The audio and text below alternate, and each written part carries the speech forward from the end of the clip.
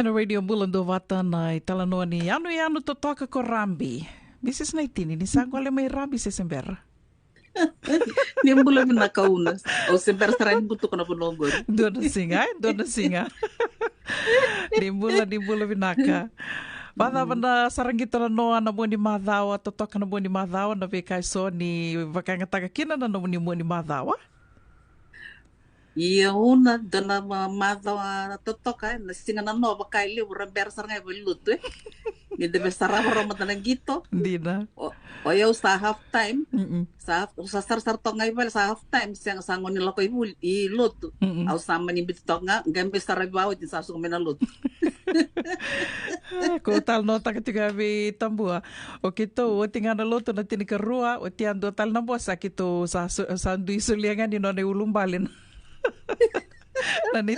Na buni nito siya ni raw ni natiko na bosi kito sa wato toli valio kung ano yan nangono sange lilusiki na sange viwalite kito talio nanalilay gori sa usarangan ni no mundo siya ni biyang bosi do bao tiyan di ba binaka na luto sa lusiki na natimi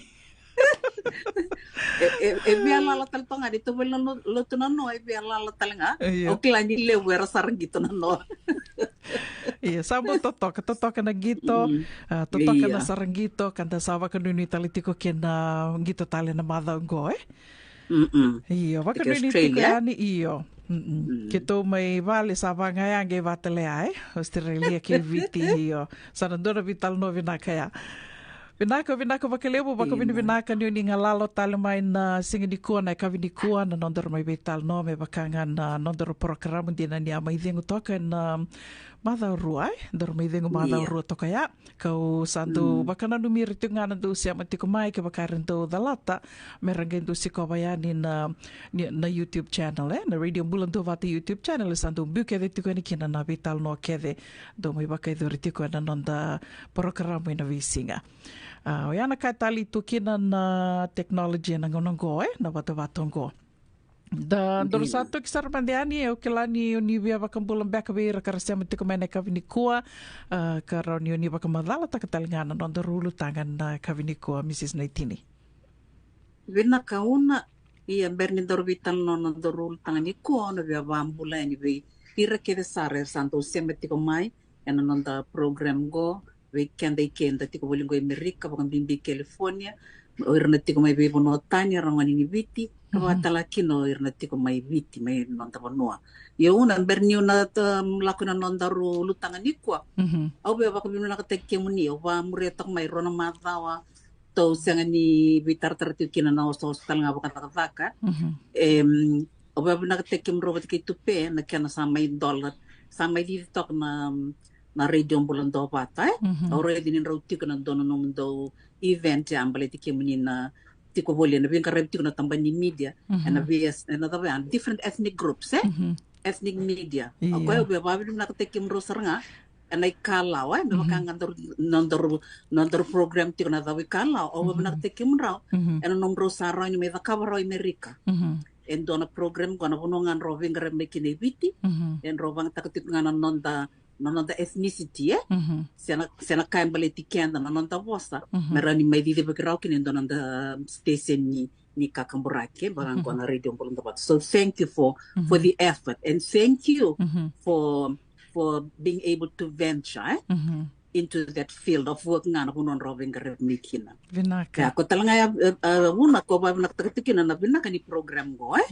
na live na kaenda ren waseti ko be nonda ersa tik bolingo California ren rabul taltinga mit retik me bese burubura na bi kaenda ren zakawa menda na rani murot kun baka where you can mainstream yourself into your community that is the word you have to mainstream ken na sintik ngawango where we live ya saro tungaya we need to come and mainstream ourselves so maybe that's the word that we will use yan dot na ulutangan ko na pinakatindor vital no kinikwa and dot nga na kalaw and na kabatiko si so na kain na baite kenda kina merara weekenda and merna bango irna kay Amerika so irna sa tumakay ke so irna token ni takataka so irna tidi baka tuna be clubs living gito say na music merna ser irna renika there's a Fijian there there's a talented Fijian there there's a skilled Fijian there that we can utilize Kaya ang ko na nondorul tanga ni ko na extracurricular activities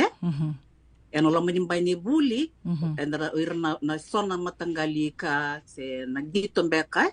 bagay tebteki irkino irnon tangone ko esanga ni comeback maravitoring takay vaya yo erna bukeir nonra development erna bukeir Dina. Pekin to una madana no experience may bitin mo ni buli Kala na tapos ito na extracurricular activities ondo tebteki to kinay may biti Dina, binakawali po Mrs. Naitini, o baka sa mata ka nunggu ngona ni buli may biti, usan to, oso tunga, usang ni kilase, dapat baka na baleta na nunggu baka sa may santo batunga, na nunggu extracurricular activities, nanggito, suka na bulia, lako na tireni na hockey, lako na tireni na track, didi, lako na tireni na basketball, nanggito yawang, dong gito kedi tukina o tia sange lako tali na choir practice and do daka tu nangunea na music festival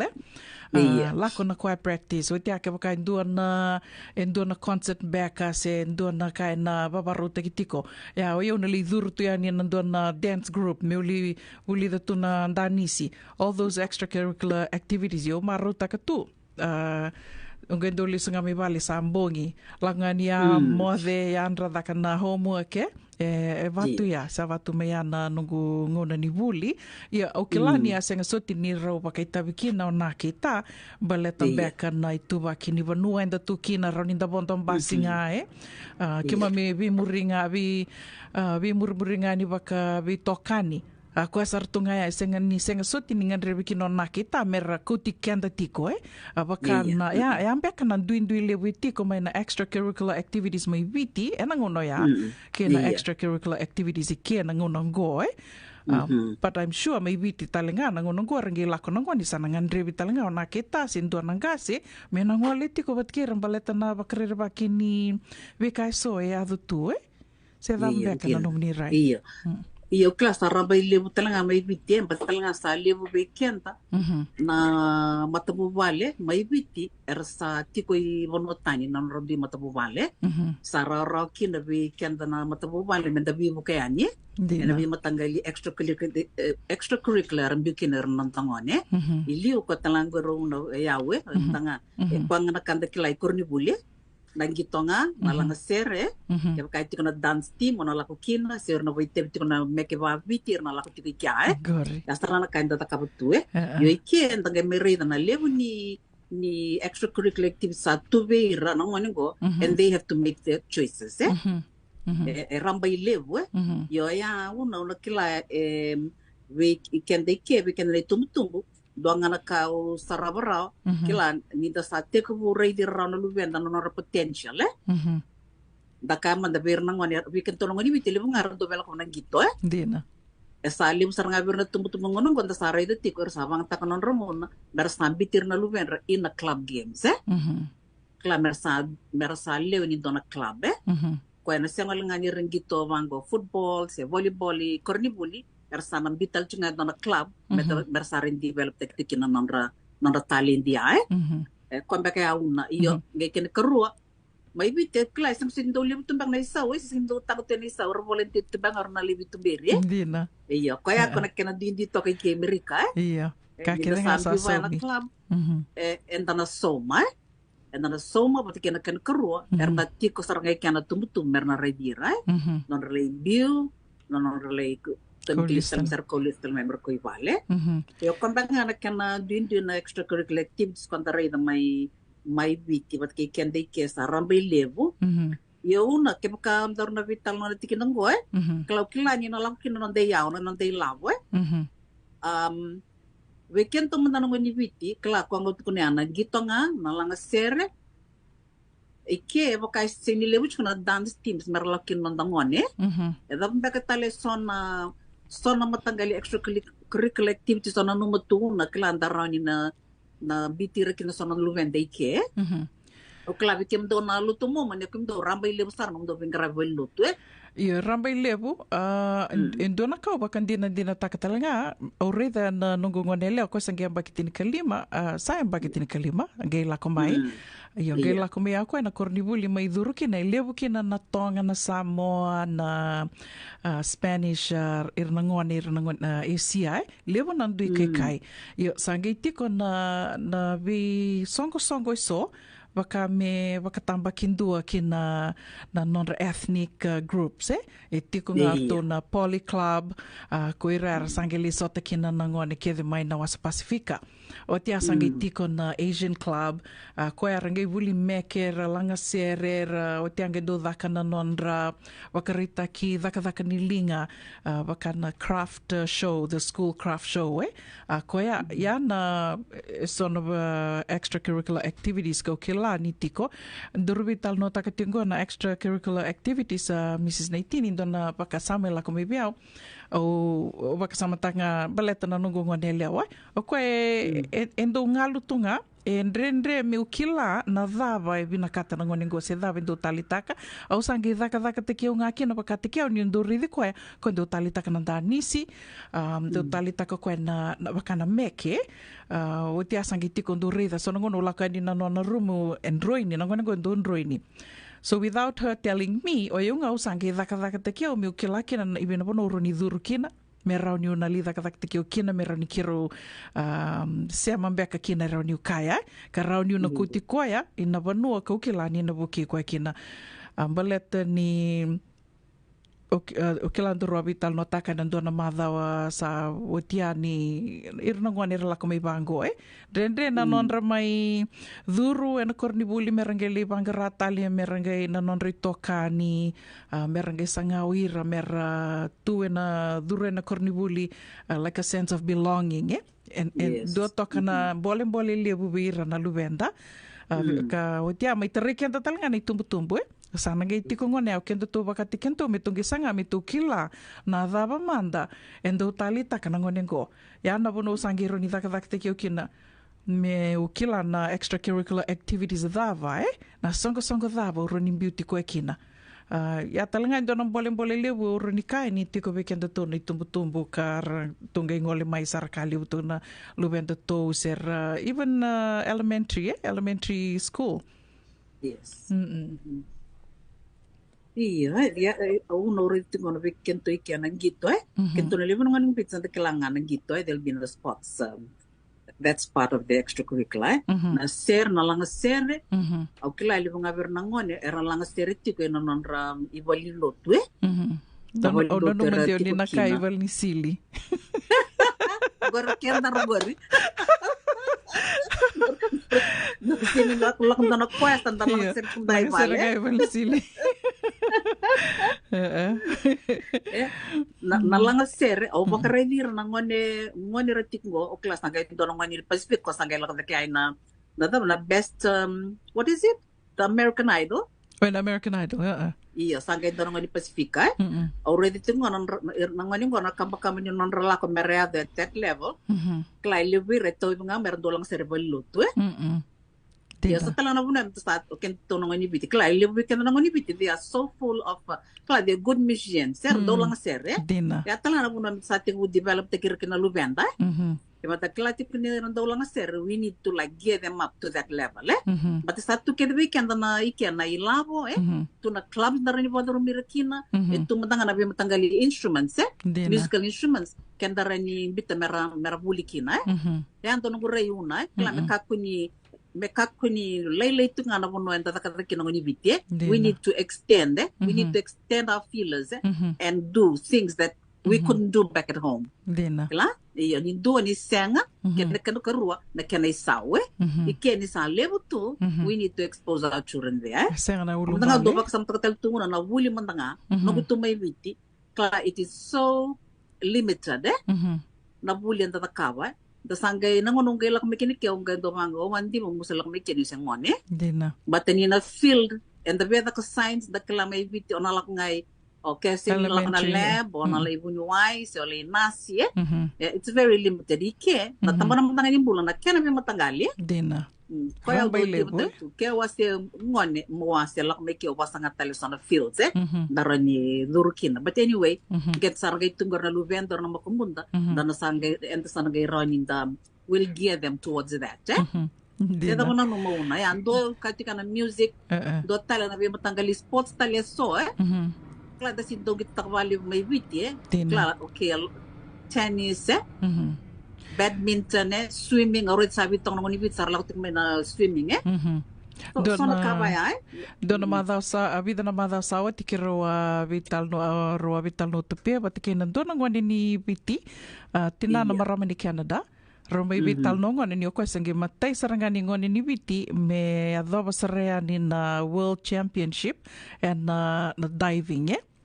komanda vakabi kento may biti to sa kilanga na swimming nang galo bitong galo ako sarangaya yun ngoni ngo gai ni vatarin ko etiko tupe esenga ni bate may biti esenga kina na diving vaka na diving ko me world class competition ko kilatu gai tarong ngona gituro esenga kono ko ni senga ni reida mai viti o koendo na ngona roa lako vatar toa ngolembeka vaka vitamani o gen ortungeli sarapa na gitu ya nandona vanua ka sava ka ungeti ko ekina ka koena no na rido ko sabi na katasaranga satelita ka koya vina katsaranga ko mena le vakitavi na gitu ya sengi ambaki tinika lima mbeka na ngona go sengi tinka ono na ngona go sa ya do basarane ko na vakatangi tingende ya tuno ko ni rida nga ko satelita ka na ngona li sarapa kina but that's being exposed to other curricular activities extracurricular activities hindi na to ko na kani vakarita ka tiko mengori na lebu ni rambay lebu na kai tu na banua livongo senga walanga ni bekendo to Amerika bertu talanga mai Australia New Zealand esa lebu tu na songo lebu na tambana tale roni ndo to kutiren kina na ngwane mera laki roni to kai bakarara mataki kina rambai lebu takikina na nonra rai that this is not all there is na lebu tu na kai roni rabakaita bikina gento na taro ka undo bakasa mataka ni reidir na ngoni ke ni sar suka may bango na buli sa watu nga suka may na tolo sala ko ke oti may na kamadir na soka oti nga may sala ko tal na kalasingo oti nga may ka and these are all extracurricular activities sa oti may nangono ni buli sa suka may na buli sa rangay lako ke na tarong gido tarong is this too much baka dagiridir na ngoni sa rawawali tu Okay, good point that you brought up on. Okay, good point. Gor kita daru itang gor na dasari dito kung limo na matupo pale ngani balanya ngani berkira ka tue enda dari saratu. Non robang tak tu non mona, wer tumbe biu ke kau mai piki ke. Open da pare dito ka. Giriti okay, mom speaking it up after the games today. But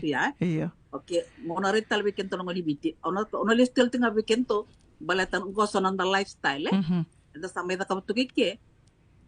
we really need to relook at how we do things if we need our children to progress dona ka do reda una ngona really subtale son ka ken do da kam na ngoni wite do bare torto tunito ngone ernenito young kids manong tiken may ravele sa talabalut da do reda okay to tur ken na ka mangasa ta ke no the extracurricular activity so tebe lotu dang dana kena matakana utia sangay dotu na kena mata nguni ang gono turanga wata kirna marama warna ngoni adam sangay tu birangani video dia gitu rabi direkto rabi dia gitu ngai kya iya sangani ra engage ta ki endona activity mena bukira and ngona and bang ta chikin no kena tumbu we having our fun every kenda in the tambabata review tu nganang ngone dina so kla yan dono talangana sam dono scenario mentaba tebu pasara bo kita ngoni bidetike ke baka anda sala ko ba ilut tiko no men song ni lot ni tiko ba na extra curriculum da baitem tiken de tour nangase men da raida men dono ka constructive merna baitem tiken nangone analamani ngona ya ya into na kaureda kwekinto di actor chung kon extremes where na Amerika or Amerika wat kento na ngoni bito sa may to ke ya so na comment to na dike maybe bisawe and the kids are sitting there idle dina And don't be surprised, when the kids are grown, they'll do the same thing,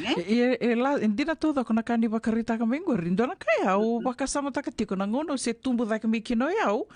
o sianga ni rida o ke mami na tamba bata me ke mami malele kina ngona. Ia ngo o kurambu itaka na dona singa ngai lako mai nungu ngonele o satu kono koe. Ma o nise ngo rto na tinan rto tonga taman rto viti ia rto rabuli wata ke ditiko. O koe sa tukono koe me kiro lengu ne ngona. O sa baredi koe tu sa bongo. Ha? Tuno koe. Ia tukono koe ni ro tukono na orona na parents ga tuno koe. The parents said ni e vinaka dake vera o merto ngune ngona tiko ibale mai na non rto la koe ni tumba merto li for them not to go do drugs and smoking and what not. Yeah. E sa visa una ngona o sa ngai waka mo kurambu itaka tu na nungu ngone leo e senga ni do redi ko me ngune ngona ya na ngona ngai retiko kina ba kila lava ya malele na lona roni rangune ngona tiko o sa ngai waka sama tako ya isa en dua na bole le we tiko weekend tongo is finding that balance where it's not too much and it's not too little me wakaroutanga me wakaroutanga na wikato wakaitawi te kira kina ngone ia waka ni tuku na me constructive talenga me na yanga iya kala ko antara tuku na ke waka antara de tavanta esto weekend samai tuku ni de antara dava antara tukina as compared to our tono no tongo in India lak talami bitar tuku ko dona kaure de be rauna na bono ni zakavaka randu tuku kina dina dai tuku na dorong atin ko kento ngani bit kento lang mai caregiving lang mai caregiving ya yorong ngani India eratik ken na bitamban enda lang labat ngamai eratik ken na bitamban ko eratung gor na bi matagali tamban gor na health health care kwarto tung gor na tamban communications abonoron dito kina talaga men dono tarongi kenda tingono kina nanda bang tekningona dina kala ya nila tingono the extracurricular ela ko tinga making on the time use how do we use our time dina todo how do we use our time effectively o kenda tona tumbu iyo kenda tona marathon win one time out to le weekend sala ngai lot sukuna lot nanda to maya klar da muni ang gona da kana da talano yo sange boda bernu vendo iyo ya talaga na kun ton retiko we need to engage them in useful something useful around the kapasaranga sana kango sana bitongan sana pakasta mongo then we need to think about it non talo mani bain songolote how we're going to do things differently so that our kids are engaged in things that are constructive rather than just sitting around waiting for the parents to finish up their grog to finish up their talamo sessions vedi dia kisartunga o wakasama taka na vida na mbaki sa oti sengei andon dreva tu na uba au dreva tika ando ngono tia o le wawundoka mai ndo na turanga mai na Apple wawundoki ko mai o gendo tali ta ko ya ni rabondo mai na pasindia mi ndo wakatarongi ira na vakavaka ngai levo be ira e California wakami bitu go California manda kento za kilati it's probably the most diverse state na mata kedenga mai na bia buru davanga oroni ko vakasama takaroni o kuneira i California ko ya ando tali takino yo no vakatarongira ya na turanga go orto ngwale mai Switzerland e tuno ko ronge mai vakalubeni ngai kero veo tiningone sangai o tarongi ko ya vakava na no mutali taki California America na vakavaka ange tuno ko sa waraka tungango me otina no kontaraki me kito salistale wasarango maleta ke tamata ke venga vela como America you here in the land of opportunities ange tuno ko io e levo na vakanana no evangur io kirau sange me reida ningo kiro senga ni talita kana bulango o ira na ngone na luvendra o senge ambaki rua tiku ngono ya tuno ko o ira na ngone o ira we don't even let them be kids Mera maru tak ting mantanga ira mera tos tinga me bakana kini naki ni rasengone. Let them be kids dono koe. Gora ngi sudo nga mai bango sa baka me sa biunga ya ni matandra na kamera bulida. Mera rongoda me kento to sa sangati ko me sember ni develop my as children to sa sangao kento mera sali adults sara mera sali ngasi sara iyo totol dono koe. Ya na kakiru senga ni talita kambaliti mirika mera sa kau ya ni relimbiu na daycare ko ya kiro sabi na katkiro me kiro sa wotinga na contract me kiro sa listale bala to ira nangwane me na bono kiro ngwale me kina they are left and allowed to be kids yo ya na nungu pakanana no go to kuna tale ai na bole liwiti ko bikenda to is finding that balance when is too much and when is too little iya quando sabi talo ta ko tia una klana non dalak meke kenda la kome dona inaki enda bena kata mer mai buli bena kana lubenda menda mai tiko bena ka ndagere tel tinga ele bunga weekend kenda bebu ka kenda nga enda bebu ka tel tiko non da bonwa da bebu ka tel tiko non di mata buwale yo go andor sare dan kona non ra extracurricular ko mer na bang ta tiko na no non tango no ira o kento talanga na ngase take where it's constructive and then maro tag matay mantanga oir nongone non development ken karu kenda we need time out as parents kenda maro tag tiko we reward ourselves from the hard work that we do don't you think so Una? We have to reward ourselves yes. From the hard work that we do we need to reward ourselves we need time out iya dar saber dar rongo tongor be kemuni na rona tumbu lok talam dana bonwa sa tikta nan roba kasama merauna ngole tali non robon mo. Eu kelas sa tombo kendar sa po chuk non dorongone se nagay tomanitali. 5 miniti. Okay, una numatiko kantor sar rentararan ya klana do tal ngon dar vital no na. Darusana da ready ir na tambo ke mami Dina. Tambo ke mami kim sa mai tiko Amerika. Ele wiki mami sa da butika na retirement retirement age. Na tambo ke mami sa na numatiko au sababu nakatagti sa tiko na Lincoln Heritage. Dona bibu ke lebu ya una. Au rei na ngona kita singelok mekineke di sesengan dona kabaya. Kim ebinaka ni datu na non da community and dayalo binaka and da bibu kita ki na non ramarina yang ngono ir sarlakani non da sarlakani ya sabi sa ngono go and Lincoln Heritage came at the right time ya sa kenang ngono talanga be kimi misanga situ ken sa bolek tin retirement abo nakata din berni may nugubano may notobano abo na ondo turiti ko abo na takir na maramara tirinte ki umay dona kaya tukuni be yao berto no seniors all my senior mentors na maram claro daka nak to may biter to beri umay okay tatu dut kuno be dona maram principals former school principal ko to be yang nanomiti ko titilia nanom retirements o irnan luve muni nangonongo kun nanu man mer nang garabi ke muni bakai irnan nonda irna tukanda na bunda bakan nonda garabi iya sa sengni kan nangonongo yo kon baka una dar nang gai bital tal kinan don ngona nadavan ersa raide tiko o irna nonda kimen sa tiko kim gasitake kim sa dobotike yani nangona ni baka deng mana baka retirement what are you preparing yourself for yo kon baka yauna Pena kavalevu. Ono numa sara dona onrevati kon dona ingoni salon dona singa ngai rida ni liu vango kada mo tserangan ngon rende ni rea ni liu na moto kai tu liu dona stika kambi tu vango i muri ni moto kango gai volai tu vango be kind to your children because they will choose your nursing home Aku serangaya Yana eu mungkin nursing home ngai talinon ta bonwa Aku nga na nursing home nursing home sa ngai vale Kaya pa tu roni lewa Kaya pa kami atu weekend to na koko me to roni baka tu lewa kina Wase tu nga mengo eta binaka vale usistano baka kita biti kumain na vital no ane kabini ko Wase tu mengo ko o yau neni na bu vale ngo orto na ngone erto sa suka nga may nabi mama ni tolu na bu ilisala ko nang gito na soka nabi mama ni ba suka may nabi mama ni vitu baka sa mata kamade si suka may nabuli nabi mama ni tolu 4 hours nabi mama ni ba sarawawali saranga rabaka kabinga saramode au sandu baka sama tu iso kenda isang ni bango ya nakai bakarita katiko mayoeta baka sa ubia wasenga do na itala nongo na ital no talanga mai via tananoa tal no takako na makumbuna ia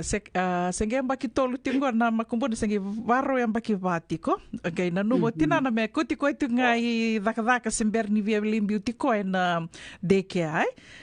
vinakadaki wa me rubi kau tungali dakadaka na visinga. Rosa vi kau tiko, vi mataka ro yan ro la ko li dakadaka ro lista le mai na vitina ningo. Gendo na mataka ngai vayan ratingone o tinana sa ia mai ngone.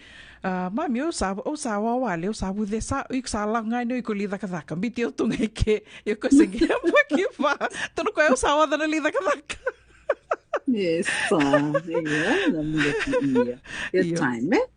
we kanda may imbitir kina na luvenda may lakduro na luvenda. Kero nage may tomana tiko ani na vitala no ni nana makitiko mai na mother ko mai vital no takikina na non the retirement. Tuko na tiko mo Mrs. Naitini na embaki sa tiko kinokoya. Iyan dona ka ubulida and we kala layo sambo may bulida toke ke. This is the time to prepare for retirement. Senga niyo sayang baki 5 sangabulo, 6 sangabulo, ngeliba kasama takatik na retirement. This is it. Kyo senga baki 2 sangabulo, 3 sangabulo, 4 sangabulo is the best time to prepare for retirement. Yeah, sama itawe kia na nero vital nondo, talem peka na kao ni via wasia Mrs. Naitini. Senga una sana kwaya, santa na reda rato ng extracurricular activities of kenda na wangon itiko, meron na tiko nang ngani meron na low rate tiko nang relako na extracurricular kento talanga na matua dake we need time out which is the extracurricular Tina to pa bangayaw na Vinaka vakalevu Mrs. Titilia Naitini na nonde wasiningona ni dawi kalao me wakaibito ko ni tiko kina na JJ's Food Shack Dawi kalao kay Mrs. Titilia Naitini and a bito ko ni JJ's Food Shack Santa Rosa, California, and a radio Bulandumata, San Francisco. JJ's